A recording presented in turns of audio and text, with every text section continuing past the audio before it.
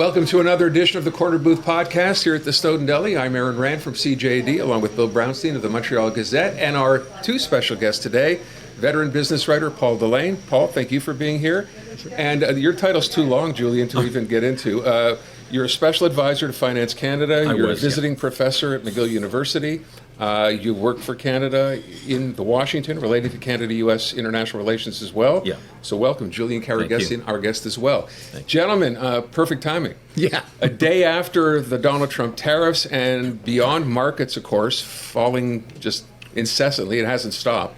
I guess the first question is, and Paul, I would ask you, as someone who's covered this for a long time, your reaction overall to seeing, first of all, what markets are doing and how they've reacted.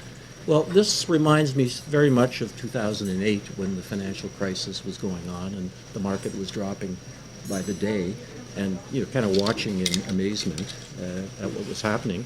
And we sort of lived that before, but and that's the same approach I'm taking here. Let's see how this falls out in the next little while. But it's pretty harsh in its current form with the market punishment that's going on, and I, there's an expectation almost in some sectors of the business community that the tariffs are almost too outrageous to last or to actually be put into effect in the way that they were presented this week. So I guess we'll see in the next week or so if that comes true. Julian, when we first talked, we were talking about what kind of prospects Canada faced, and now the world is teetering on the brink of some kind of economic disaster going back to the Great Depression of the 30s. Have you ever seen anything like this? No, in fact, the only time global trade contracted, global trade growth was during the financial crisis. And since World War II, it was the first time. It was 2008, 2009, 2010. There was about 15 months where the trade growth globally went negative, and we may see that this coming year. We probably will. And so while Canada got off lightly, given what we thought we were going to get hit with, while we got off lightly, so the direct tariffs effect on Canada is not going to be as significant as we feared. We're going to get these indirect effects from the rest of the world because the Trump administration has just thrown a bucket full of sand in the wheels of global commerce. If I can ask, just from a macro perspective, and I realize it's difficult to discuss this given it's Donald Trump and you really don't know what you're going to get from day to day, but ultimately when you look at this sort of a plan where you're imposing tariffs on virtually every country you trade with, whether they're treating you badly or not, it would seem. What is the overall idea here? I hear Donald Trump talk about we want to bring manufacturing back to America. What's the macro idea here, as far as you think? I think there's a couple. I mean, this is a country that has 785 military installations. They have 120 bases in over 80 countries. They have massive costs. Military spending eats up half of the discretionary federal budget in the United States. So one of the stated goals, even when Trump was campaigning with all those rallies, he was talking about tariffs to raise revenue, it's always a difficult proposition. And the other thing, I really think they believe this, and they do have some experts in the background, people like Oren Cass, who are saying that they're doing this intentionally, almost like that Machiavelli quote where, bringing about a new order of things is very disruptive and messy. They seem to know that it's going to be disruptive and messy, and they're doing it. They want to realign global trade, and Trump doesn't explain this as articulately as Oren Cass and others do, kind of the brains behind this policy. But they're saying that, yes, it's going to be messy, it's going to be painful, but we're realigning things to put America first, and every other country can put their countries first, and this is what we're doing. And it seems quite intentional, even the disruption.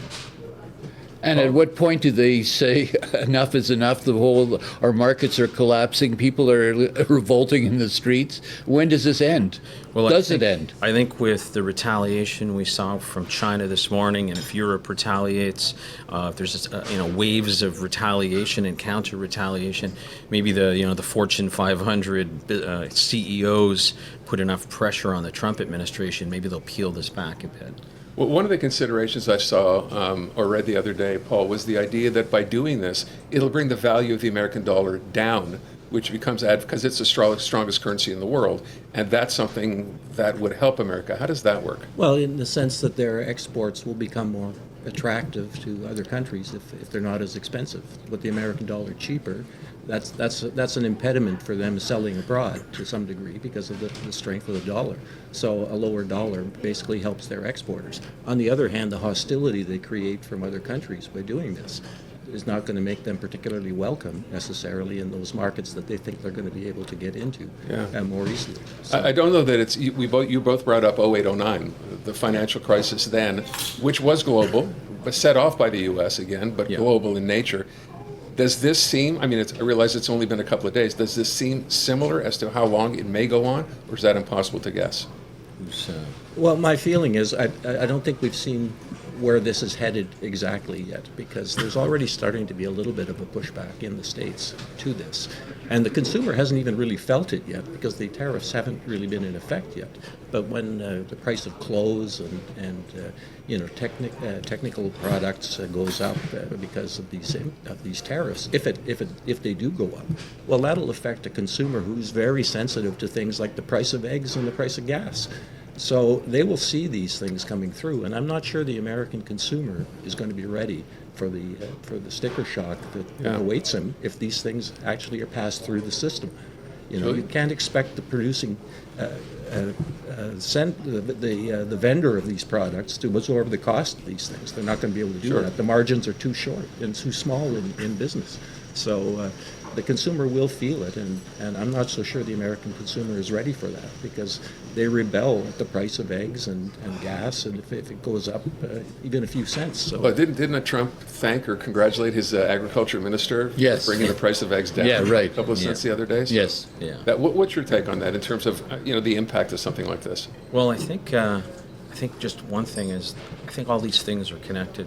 The financial crisis is connected to what's going on today, and a lot of the troubles, the seeds of the troubles we're seeing today, and we saw with the financial crisis, were really sown in the Reagan, Bush 1, Clinton, Bush 2 years, which led to the deindustrialization of the United States. And there was this idea put forward by Alan Greenspan, this democratization of credit.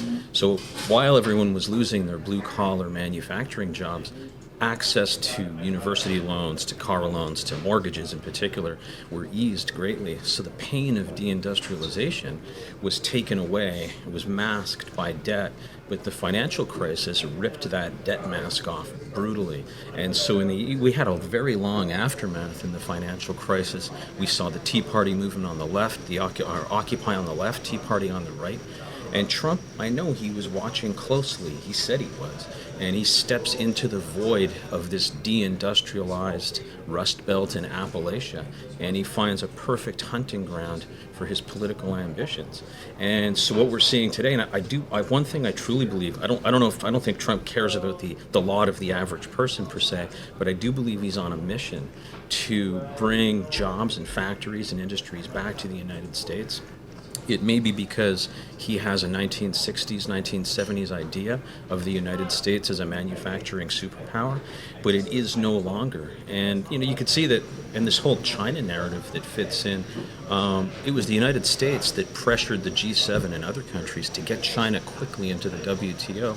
China is put in the WTO in early 2001 at the request and pressure of the Clinton administration, and that was about peak American power. At the turn of the century, it was peak American power, peak neocon, peak neoliberal, to use left terms. And then since then, the Chinese have proven very, very adept at winning the globalization game. Some people say they're cheating. I don't believe that. They're just big and industrious. And now that they're the top kind of dog in competing globally, the United States elite has turned away from free trade. It's not just Trump. Biden also was extremely protectionist. And so was the Trump first term. And it was Obama, I have to say this because it's true, it was President Obama who brought in, who renewed the Buy American legislation during his first two terms. So the border's been thickening since 9/11. And this is just a kind of a radical acceleration of what was in play for the last 20 years. What do you think of, they say Canada got off relatively well. I don't see how well it did, but Mark Carney's response with 25% on like U.S. import cars to Canada. What did you think of that response? Well, it was. I think they're going to wait for the final wording, but they did come out with quite a specific response yesterday, Prime Minister Carney. But it seemed to be very one for one. So 25% tariff on all assembled automobiles going into the United States, and I guess we're going to find out next week with the particular language of the U.S. executive order, the Trump executive order.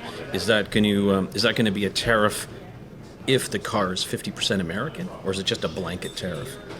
So I think Carney was being completely tit for tat on that one. The Corner Booth podcast is brought to you in part by the Snowdon Delicatessen, where we are. 75 years in business, the hub of Montreal's greatest smoked meat, plus carnotzel, potato latkes, and the famous Snowdon Deli party sandwiches. That's the Snowdon Delicatessen. Paul, you were speaking to this. We were just chatting before we actually began about, and I was saying, well, how is this going to affect Canadians? Right. We heard Mark Carney suggest that by doing this, implementing this 25% tariff, it would generate $8 billion in income, which would be used to support the auto industry, which is going to be hurt by the U.S. tariffs. How does that play out? Well, there was some debate on how much revenue would actually be generated by this counter tariff of 25%, because it only applies apparently to something like 10% of the American imported vehicles. Mostly Tesla. Well, whatever, but it doesn't. 8 billion seems like a large number for 10% of the imported U.S.-made vehicles. So there's some debate. I think it's a good strategic move, but if you actually read the wording of the, the vehicle has to be 75% of this or 50% of this. I mean, it's very mathematical, the formula that applying to the vehicle and whether it's exempt from this 25% tariff or not. It's a very specific group of vehicles, and not very many. That are, and that's smart because the Canadian auto industry needs some kind of tariff relief from this 25% that's going to be imposed possibly on every vehicle made on the Canadian side of the border, and that will be that'll be harsh in terms of the implications for the Ontario automotive industry. I mean, that's really in peril right now. I don't see how American producers are going to benefit from this in any way. Ford, Stellantis, and GM are in a very tough spot right now because they don't even know which side of the EV equation to go. They've made the gradual migration to that, and now they've been told that that's not really welcome anymore by the administration that's in power. So, that's a tough row to hoe for them. The other part of that yesterday was, I think Mark Carney went out of his way to say, but it will not affect car parts. Not parts in the car, but actually separate parts that would be simply shipped across the border. They're not being tariffed at all. As you describe this, I'm thinking to myself, it's going to take, this is why not happening today, it's going to take weeks to figure out how to actually apply this tariff, right? Based on how many parts are in a car, where do they come from, where were they assembled. This is not a, paste or copy-paste sort of a thing. And how do you just move a plant across the border? If it's one part of an assembly line of parts. I mean, this is years in the doing. If it's going to, and they seem to expect immediate results from this, and you might bankrupt a few automakers before you ever get there. And this is not the end of it, as Carney pointed out yesterday. I mean, they're still expecting tariffs on semiconductors, pharmaceuticals, and lumber. How is this going to affect, bottom line, the average Canadian when all is said and done, even though some people think we got off relatively lightly? What do you think? Well, there's two forces, and they create a nasty specter of stagflation. One force is recessionary, because sand is being thrown in the wheels of the global trade system, and all the supply chains. 50 to 60% of global trade goes through supply chains. It used to be higher, and it's fallen since about 2014. But still, you have these intricate supply chains, like the Apple supply chain. It crosses 37 countries, and so same with the automobile industry. Same with a lot of industries. So the tariffs are going to have a recessionary impulse to the global economy, and all the retaliations are going to have an inflationary impulse. So the regular person will see, job security go down, and prices rise if this continues. Canadian job numbers today came out disappointing. There were job losses, and they were expecting actual gains for the quarter. So it's like, all of a sudden the implications of this are starting to be felt already. And anybody trying to invest, a business trying to decide what to do, whether it should expand or not, with U.S. as its primary market, well, they're on hold right now because they don't really know where this is going. Yeah. So that's not good for the business climate in That's interesting you bring that up, because I think the number was 33,000 jobs lost, but this is before we even knew what the tariffs were going to be. So this is us trying to imagine how bad, or businesses trying to imagine how bad things are going to become. I don't want to be a pessimist, but if that's happened before we even knew what was going on, I imagine it's going to get worse before it gets better at all, long term.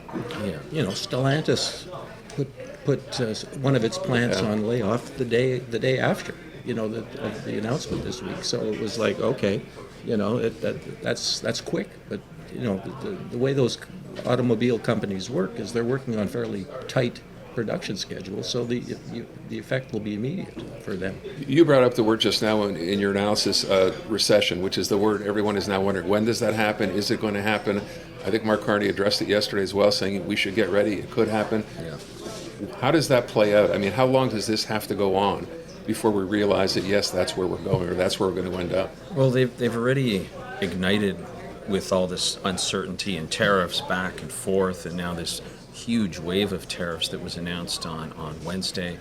They've already ignited the fires of uncertainty, and uncertainty is just toxic for business investment, for trade, for particularly for foreign direct investment, which sometimes are 20 to 30-year horizons. But it's also even toxic for short-term movements of capital.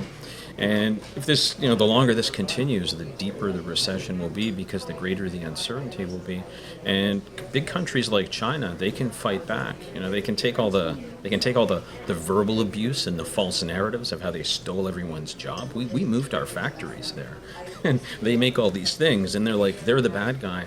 And so what I see, I don't see, if I've watched this in the way if I've understood this in the way I think I've understood it, that we're 20 years deep into a thickening border. I don't see this being peeled back during the Trump administration. When I listen to the brainchilds behind this trade policy, I hear journalists asking the economists behind this, isn't this a blunt instrument? Aren't tariffs too blunt? And one of them, this fellow Orrin Cass, said, that's the point. It's a blunt instrument. That's what we wanted. And I thought, okay, this is what they want. They're creating uncertainty is their tool, I think, to unsettle everybody, possibly for negotiations, or possibly really to disrupt, to kind of finish off the post-war global system in the mindset that they're going to attract all these factories back to America. I don't think it's going to work, but I do think we're going to see a lot of uncertainty and recession. Paul, how does the average Canadian weather this storm, the Canadian investor? What do you counsel? Well, that depends on where you sit on the demographic list. I mean, I'm a retiree, so I watch with a certain detached disinterest to the extent that my job is not at stake here. The economy the economy locally and in Quebec is, and my kids live here. So I'm a little worried for their future. What kind of a prosperity lies ahead for them? How many, are we in for some tough years? Quebec is a heavily indebted province. It can hardly face another recession at this point in the process. So it's a tough thing when you contemplate that. What do you counsel people in terms of investments? Well, depending on where you are in terms of your age, but the age I am, 71, then you should have been thinking 5 to 10 years ago about how you and guaranteeing to a certain degree when your revenue was hot, your revenue for maybe a 5-year chunk of that period, just so that you're not subject to a market trauma. Yeah, but for those who look like bunnies in the headlights here, we're like just frozen. What do you like? I mean, what's the plan? What do you dump? Bizarrely, there are some stocks that are actually hitting new highs in the Canadian market. Loblaws, Metro, utilities have had a good run.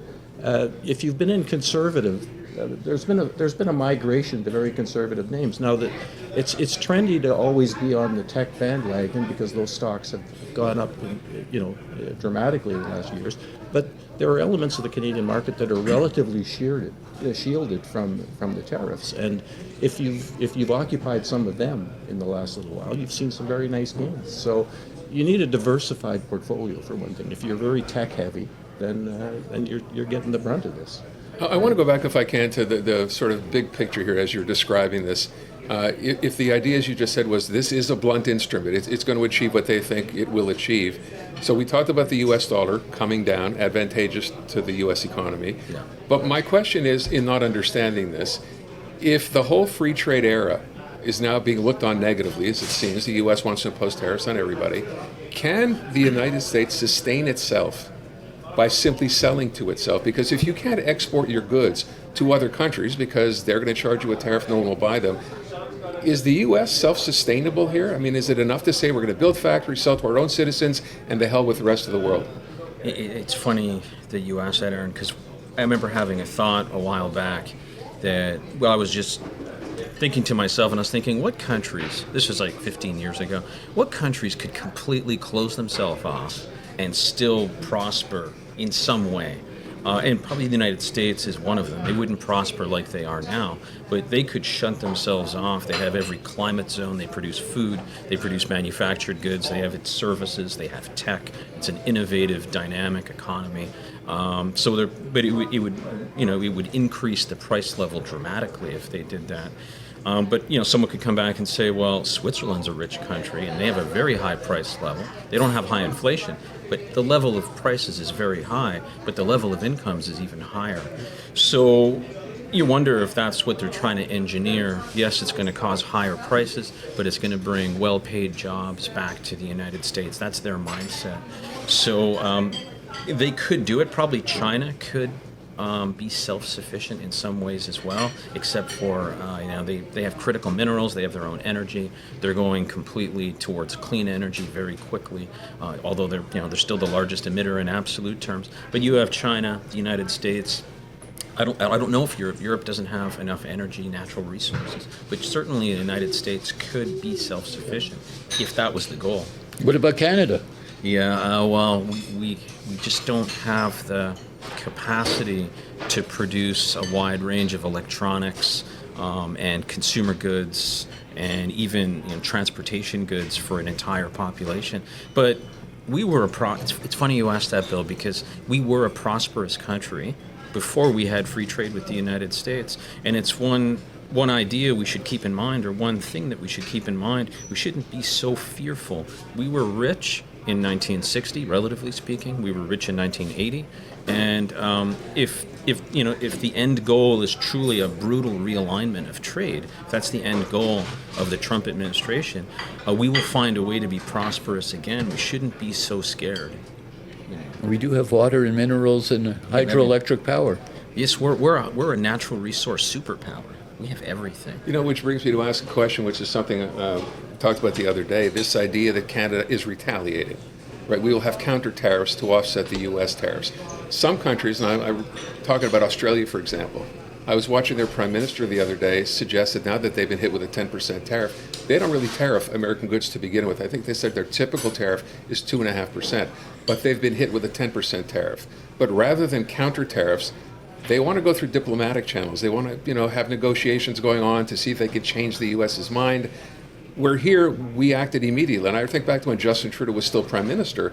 The day the tariff thing came up, I remember him going on that evening and holding a press conference and being very strong in Canada's position about we will retaliate, you can't do this to us, we're not going to get pushed around, that sort of approach. Is there sort of a consensus here as to what Canada could or should be doing? I don't think that consensus has manifested itself yet. I think there's somewhat harsh, counter tariffs and somewhat none at all. There's a real debate going on right now on that very subject. So I think that remains to be determined, and that'll be for the Prime Minister and perhaps the premiers to work out and figure out on their own. But it's not an obvious choice one way or the other. Yeah. It's tough. I mean, I think we should. There's a quote out there. I forget who said it. Never take counsel from your anger. And there's another one. Never take counsel from your fear. But I'll take the anger one. We shouldn't take advice from our anger. We can retaliate, but if we're faced with tariff walls, that already could push us into a recession. If we have these dollar for dollar tariffs out of national pride, and we'll hit you back just as hard, that will ignite inflation. So we'd have negative growth and we'd have inflation because we get a lot of produce, vegetables, fruits, food products come in through the United States, consumer products, shampoo, you name it. And so right away, if we were to put a counter tariff, we would ignite inflation. And so maybe we can have targeted measures. No more Boeing aircraft, thank you. We'll buy Airbus for Air Canada. We'll just legislate it. All Canadian airlines buy Embraer, or not Embraer, buy Airbus. No critical minerals for you. No uranium exports for you. So we have a lot of things that we could do that wouldn't hurt Canadians. We should do no harm to ourselves, like a Hippocratic oath type of deal. Do no harm to yourself. I don't really want to particularly harm some Kentucky bourbon maker in Kentucky either, but we do need to retaliate, and it can be very targeted. It can be no more Starlink. We'll use the French company, Eutelsat. We have a lot of options, actually. I want to ask one last thing. I don't know if it's fair, but going back to the overall U.S. plan here, I heard someone suggest I think Trump has said this, if they get this right, if the tariffs do what they're supposed to do according to him, Americans would eventually stop paying income tax. No one would pay because they're taking in so much money in tariffs. No one has to pay tax. How realistic is that? Have you ever social seen that? credit? Remember way back when here? Yeah. Well, like everything else that he says, it's very suspect. I don't think you can take anything that he says to the bank. So this may be just another of his. Anybody not paying tax in Flights the of world? fancy. Any country? No. Well, just some of the oil-rich kingdoms, but that's about it. Yeah. There's no income And tax. the penguins in our Antarctica, Penguins yeah. and Herd Islands. Yeah, who are going to be faced with some tariffs, even though But if the United States is a 30 trillion size economy and imports are about 4 trillion, and they put a 25% tax on that. But the problem is that if they put a 25% tax on those $4 trillion of imports, there won't be $3.5 to $4 trillion. It'll fall. So the tax calculations have to take into account the impact of the tariffs on trade. It'll be a dramatic contraction of trade. So the numbers it's almost like somebody put them on the back of an envelope. So like Arthur Laffer for Ronald Reagan. If you reduce taxes, tax revenues will increase, and it became this myth in the 1980s during Reaganism, and it became an excuse to reduce taxes for the richest Americans. And of course, revenues fell; they didn't rise. And someone had drawn on the back of a napkin. But if you reduce rates, we're so overtaxed, it'll create this boom for the economy. No, they went into a big deficit. Well, I just want to ask, with respect to markets, and I know, no one has a crystal ball, but if we think back to when this happened in 08, 09, and when it's happened in the past, right? People look at markets now. I mean, the one strategy is don't look, because you don't want to see what's happening. Things are that bad for the last couple of days. But looking forward, you have money invested. I know you say it depends on what demographic you happen to be, and you have different plans. How long do you think this sort of thing plays out before we start to see? Because we all know markets go up, markets go down, but eventually, like if we're in this downturn now, they will tend to come up. Does that sort of theory still apply? And if so, how long are we talking about here? Is it months, do you think? Is it years? Well, it sort of depends on how long the uncertainty lingers, and right now it's at peak levels. So it remains to be seen. Some of the people that I've been watching on the business shows, the professional investment advisors, saying it's too early to get to buy right back, on these drops, because there's just way too many variables still to be determined. So I think you have to sort of tighten up your belt right now and wait and see how this plays out in the next month or so, and maybe learn from this about how to position yourself in the future for more conservative holdings. If you're really exposed right now, then you probably were too exposed. Julian, how do you look into your crystal ball and see this thing playing out? In investment or just generally? General. I do feel that we're almost a decade into a new era. Like you still have a lot of people in the establishment in Western countries saying he's undermining the post-war order, Mr. Trump. And I look at that and I say the post-war order was done almost a decade ago, but it lingers on, it's limped on. But I do think that a new order is coming, and this time, this second Trump administration, they're more deliberate about it. They're more organized.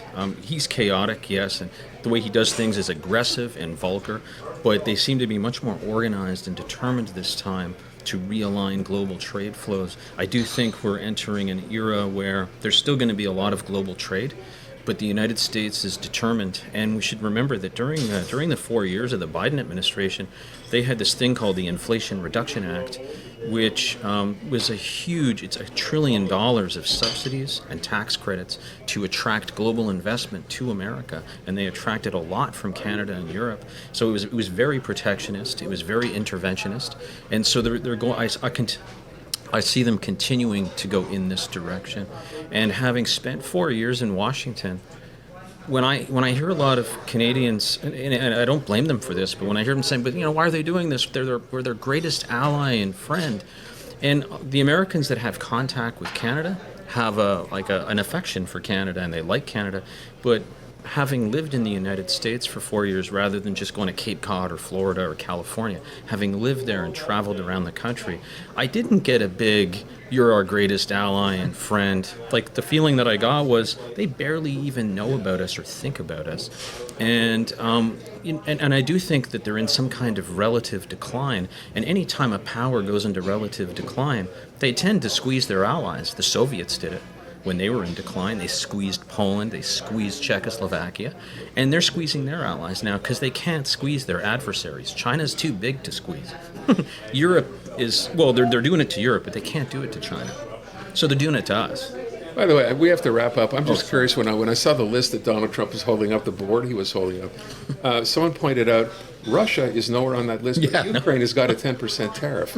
Yes. And Russia exports to the U.S., Paul? Lesotho, 50%.